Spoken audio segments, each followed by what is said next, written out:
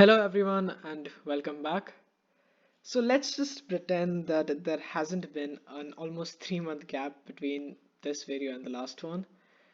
So today you might notice that there will be a certain delay between what I write and what I'm speaking about, and also that some shapes might suddenly appear when I'm drawing them. And this is because I'm actually writing on a separate device, and the OneNote on that device is will simultaneously syncing with the OneNote on my laptop, and which is what I'm recording on. So that is something that might happen. Alright, so what we had done in the previous video was that we evaluated the electric field due to a uniformly charged, infinitely long wire using two different methods. One was using the Gauss law, and the other was integration using Coulomb's law. And my purpose for doing that was to highlight just how convenient Gauss's law can be when there is symmetry involved in the situation. But when there's no symmetry, then you'd have to do the integration using Coulomb's law, which can get quite tedious at times. And in this video, I'll just be doing the derivations for the plane and the shell. And I'll only be using Gauss's law because I've already illustrated the difference between the two, and I don't think we really need to do the really tedious and really long integration that Coulomb's law often entails. So with that in mind, let's begin with the second case. You might also notice that my handwriting is going to be slightly better, but it's not a big improvement, I think. So let's do the plane sheet. Now over here, what we have is an infinitely large and uniformly charged plane sheet. So in this case, let's draw two views. One is going to be the face-on view. And like I said, I'm drawing something, but it hasn't appeared yet because I'm still drawing it. And now it's suddenly going to appear. Right, so in this case, we are going to have a positive charge that is spread throughout. So let's show this over here. However, if I use this figure to explain, I believe it won't be very clear. So what I'm going to do is I'm going to draw a side view. And this is just going to be a line. But this side view actually is showcasing what we already have in the front view through the side, because that's what the side view actually means. And you can see the positive charge that's been distributed over here. Now what we're going to do for the side view over here is we are going to draw the hypothetical Gaussian surface. But before we do that, what we'd like to know is what direction does the electric field in this case actually point in, right? Now we could do the same thing that we had done in the previous video. We could make a symmetry argument. Now over here we see that the positive charge is distributed uniformly over here. So this means that the electric field must have some symmetry with respect to these charges. And we also know that the electric field for a point charge is radially outward, right? So if we have a point charge over here, it's going to be radially outwards like this. So it has to be sort of radially outward from each point charge, but it also has to be symmetrical with respect to the plane sheet. So this basically leaves us with only one option, and that is that the electric field that we have over here, it must be perpendicular to the surface on both directions, which is what you can see over here. So now we have to choose a Gaussian surface that has some symmetry with respect to this electric field. Alright, so let's scroll down over here. Now let's draw another shape. Let's draw the side view again. And now we'll draw the charges. So let's think about what kind of surface it could be. Could it be a spherical surface? Now let's just try and analyze the situation. Yeah. So now we have got an electric field over here. But as it exists through this sphere, we notice that it doesn't have the same direction with respect to the normal, right? Suppose you've got the normal over here, and we have gotten our electric field over here.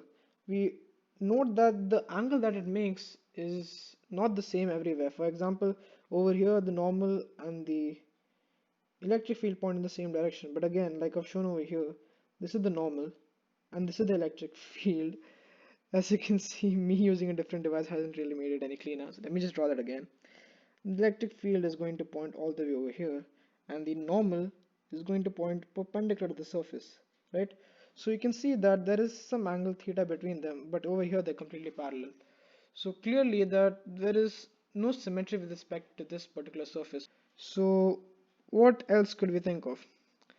In the previous case, we had used a cylinder, and it turns out that in this case also we can use either a cylinder or a cuboid, either will suffice.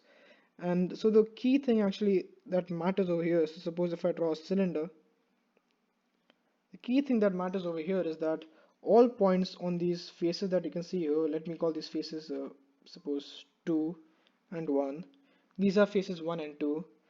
What matters over here is that 1 and 2 bears some symmetry with respect to the plane sheet, and the face 3 bears some symmetry with respect to the plane sheet. So suppose in this case, in this particular case, we know that the electric field is perpendicularly outwards, right? And it turns out that for all points on faces 1 and 2, the normal to the plane, the normal that we have over here, the normal to the plane is parallel to the electric field, because as you can clearly see, the electric field is outwards and the normal to the plane is also outwards. The same is the case over here. We have the, that's not really straight. We have the electric field that is going out over here, and the normal is also in the same direction. So they are parallel with respect to the electric field. This is the case for faces 1 and 2. But for faces 3, if you can imagine the cylinder, you can see that the normal to the plane is actually outwards. So if I wanted to show this, I could actually do it using this. We use this convention normally for magnetic fields. For example, this thing with a dot over here indicates the fact that the field is out of the plane, and this with a cross into the uh, figure indicates the fact that the field is into the plane of the paper. So the normal is along this, but so in the case of the cylinder, the normal for phase 3, as you can see, is out of the paper, out of the uh, plane, or out of the device in my case, and the electric field is actually parallel. So what happens is that we have established some symmetry with respect to this cylinder, and thus we can use it as a Gaussian surface for our purposes. So we can finally begin with the mathematics, and again, since it's Gauss's law, the mathematics is fairly straightforward. Let's just state Gauss's law. We have the surface integral of the electric field over a hypothetical closed surface, and so that is the first part is equal to Q enclosed by epsilon naught. Well, you can say that my handwriting is somewhat better. And then we can further elaborate. We can write this as let's now at this point we can choose to define a particular density. In the previous case, what we had done was we had defined the linear charge density because we were dealing with a one-dimensional object that is a line. But in our case, we are dealing with a surface, right? We're dealing with an infinitely large, not a long plane of sheet. We are dealing with infinitely large sheet. So what we can do is we can define sigma. Now a sigma over here is actually the surface charge density, which is given by Q, that is a charge enclosed in the given surface, divided by the area that is under consideration. Now, in our case, the area actually corresponds to the area of these. Don't know if you can see it, yeah. But the area actually over here corresponds to the area of these faces 1 and 2. Right? So both of these faces have area A. We don't need to define it in terms of radius because, as you will soon see, it is actually independent of the radius of the cylinder and also the distance of this cylinder from the plane sheet. So we have defined sigma, and so let's now evaluate the flux using each separate region. So now we have got for region 1, we can call this integral over the region 1 EDS, and we have writing EDS instead of E dot ds because E is parallel to ds as I mentioned before, plus integral over the second region EDS, and integral of the third region is basically 0 because the plane, normal to the plane, and the electric field are actually perpendicular to each other, and so E dot ds is actually 0. And this is equal to Q by epsilon naught. But over here, instead of writing Q by epsilon naught, what I will write is sigma times A, because that represents the charge, divided by epsilon naught. Now, E dot E ds in our case is simply just ds. E is constant because like I mentioned, all the points on this surface have some form of you could say symmetry with respect to the plane sheet. And so that's that, and we can simply write this as EA plus EA is equal to sigma A by epsilon naught. So A cuts everywhere, and what we are left with at the end, I'm sorry you can't see the epsilon naught down there because I hadn't noticed it wasn't in the screen because I'm writing on the device. And so what happens over here is we have E is equal to sigma by 2 epsilon naught, which is a really neat and convenient expression for finding the electric field that is created by infinitely large and uniformly charged plane sheet. And you can also mention, if you want to write it in the vector form, you can write this as E, the vector notation, and n cap to denote that this is the normal vector that is perpendicular to the plane. So that concludes our derivation for the plane case.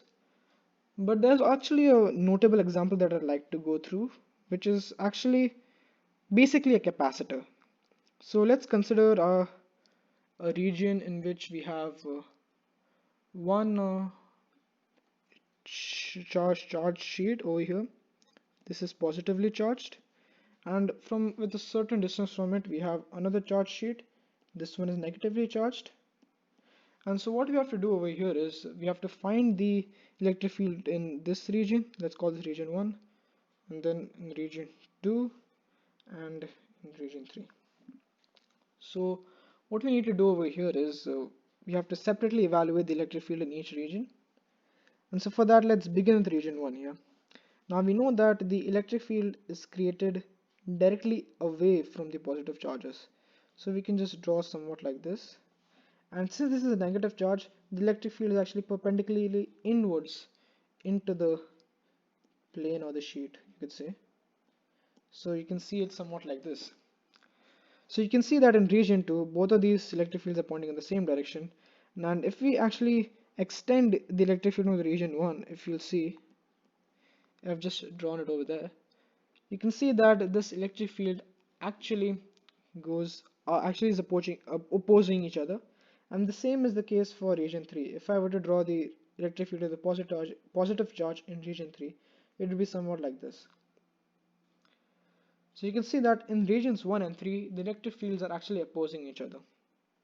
And in this case, you're also assuming that both have the surface charge density sigma. That is, the surface charge densities are same, but are opposite in sign.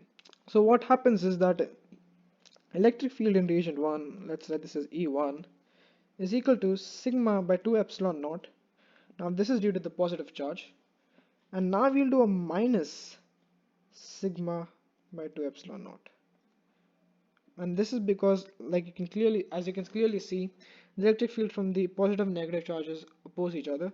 So we can simply cancel them out, and what you're left with is 0. That is, the electric field in region 1 is 0. There's no electric field basically. Now if you were to talk about region 3, it's absolutely the same case. Now in region 3 we have sigma by 2 epsilon naught minus sigma by 2 epsilon naught, and they cut each other and we have a 0 over here.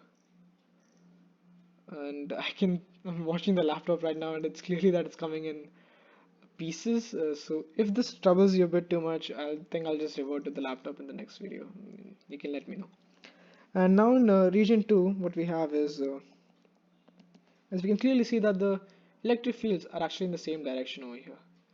So if I were to just scroll up over here in my device, you can see that electric fields are in the same direction.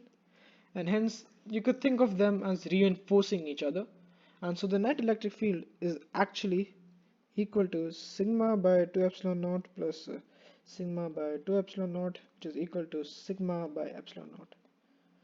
So this is actually the electric field within a parallel plate capacitor, which is something I haven't covered right now, but for those of you who are already aware of what it is, this is how we get the electric field.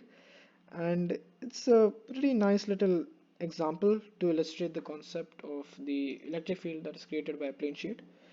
And so with that over, let's move on to the case of the shell. Now in the third case, what we have is just go down over here. Yeah, so in the third case of a shell, what we have is that the charge is only present on the shell. There is no charge within the sphere as such you can think of it as being. So if this is a shell, and since it's not a sphere, it's not a solid sphere, there's only metal, you could say, or material on the boundary, on the shell. So the charge is only on this outer region over here. So let me just draw the shell over here. So in this case also, we can define three separate regions. One can be the region within the shell. So let's suppose we choose this hypothetical sphere within the shell. The second region can be something that is just outside the shell, just outside. So we can consider it being on the shell, effectively speaking. But let me just draw it like that to denote that it's not quite on the shell, it's just outside it. And lastly can be any sphere of our radius r much or just simply greater than the radius of the shell, which is something I've drawn over there. Now for this case, it's quite simple to say that the hypothetical Gaussian surface can be taken to be a sphere, because obviously a shell will have some symmetry with respect to a given sphere. And in this case also we can think of the electric field being perpendicularly outwards from this charges. So if I were to draw this over here, you can see that the electric field over here will be perpendicularly outwards, using the same arguments that we had used in the case of the plane sheet. So in this case, let's go and apply the Gauss law again. Let's first apply for the case number one, that is for the uh, what do we say, the sphere within, hypothetical sphere within the shell. Right, so let's go down and let's write our statement for Gauss law again. So integral a dot ds is equal to q enclosed by epsilon naught. But in this case, observe why I had emphasized the fact that we are talking about a shell, that is, the charge is only on the surface. When we consider a sphere that is within the shell, there is in fact no charge present within that particular sphere. So Q enclosed is actually zero, and hence this result is zero. And hence the flux is also zero. However, this doesn't imply that E is also zero. And I'm not sure if I showed this in the previous video or not, but that is, the electric flux due to an external electric field is always zero, because an external electric field does not have any charge within the enclosed flux. But in our specific case, we're talking about the electric field created due to the charge that is present on the shell, and since that none of that charge is present within the shell, we conclude that E actually has to be zero in this case. And it can also be shown through integration that the electric field within a given shell, why the charge on that shell is always zero. Through calculus, I think I might have done this, or maybe I might not have done this. Let's not too sure about this. And so that shows us that the electric field within a shell is zero. And what about suppose if you wanted to check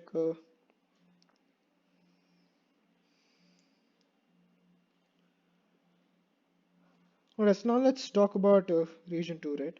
This is just outside the shell. So in this case, again, we can write E dot ds is equal to q enclosed by epsilon naught. However, in this case, the charge that is present within the given sphere is not zero. We can keep calling it q enclosed, or we could also think of sigma times 4 pi r square. Now, what I mean by this statement over here is the fact that, again, we can think of the total charge on this particular sphere in terms of sigma, that is the surface charge density. But here the area is actually the surface area of the total sphere, right? And the surface area of the total sphere is actually 4 pi r square. So I can say that the charge on that sphere can actually be written as sigma into 4 pi r square. Again, since the electric field is parallel to the area vector, this can simply be written as E into, hold on, let me just go down. E into 4 pi r square is equal to Q enclosed by epsilon naught. Or since we're considering the region just outside the sphere, what I'll actually do over here is write this as capital R to denote the fact that this is the radius of the shell. This is that R over here is radius of not only the hypothetical Gaussian surface, but it is also the radius of the shell. And this is equal to Q enclosed by epsilon naught. Now there are two important things to note over here. So when I take E to the other side, you'll notice a very familiar form. So you can clearly see that this is nothing but the electric field due to a point charge. And so this is yet another important result, that is for uh, points outside a given shell, the electric field is similar to the case in which if there were a point charge placed there instead of the shell. So that is a really interesting outcome of this thing. Moreover, if I express this as suppose Q enclosed as 4 pi r square, what we actually get is 1 by 4 pi epsilon naught into Q enclosed into, which I write as sigma times 4 pi capital R square, and there's an R square also in the denominator. So I'll cut the R square over here and I'll cut the 4 pi's, and what I'll get is yet another really neat expression, and this is sigma by epsilon naught. I'm sorry, it's still loading on the screen over there. Right, so what you can see over here is that the electric field for a point just outside the shell is actually sigma by epsilon naught, which actually makes you think, because in the previous case for the plain sheet we had gotten it to be sigma by 2 epsilon naught, but in this case the value is only sigma by epsilon naught. So that's something you can ponder and think about, and you can try and reason as to why this is the case. And again, this is for a point that is R is approximately equal to R, that is you're talking for a point just outside the given shell. Now we'll move on to the final case, that is the region 3. In this case we are considering a radius of small r that is you could say much greater or greater than the radius r of the shell. So I'll skip writing the Gauss's law statement for this, and I'll simply write this as E into 4 pi small r square is equal to Q by epsilon naught, and we get the same result, that is it behaves as a point charge for points that are outside the given shell. So 1 by 4 pi epsilon naught Q by r square. The only distinction over here being that right, so as you can see, it's E is actually 1 by 4 pi epsilon naught Q by r square. The only difference being that here we are not talking about the radius r of the shell, but here it's any general radius r, where r is greater than capital R, as you can see over there. Now let's move on to the second case, and here we have, not second case as in the second form of this expression, my bad. In this we'll write a Q as sigma into 4 pi capital R square. So we'll also get another neat expression to work with, and so we get that this as sigma into 4 pi capital R square by small r square. 4 pi gets cut, and what we are left with over here is sigma into capital R square by r square by epsilon naught. Alright, so it's finally loaded, so I just think in between I might have skipped a few parts because I think it got unbearably slow. Alright, so this is the final expression for the electric field, which shows that which is a pretty neat expression. It shows that as r gets greater, the small r gets greater, the value of the electric field gets lesser and lesser, which is what you would expect from a point charge. And so I think that will be pretty much it for today. I hope it was useful, and I'll try to upload more regularly from now on. That's probably a lie, but I'll try. So thank you for watching, and see you next time.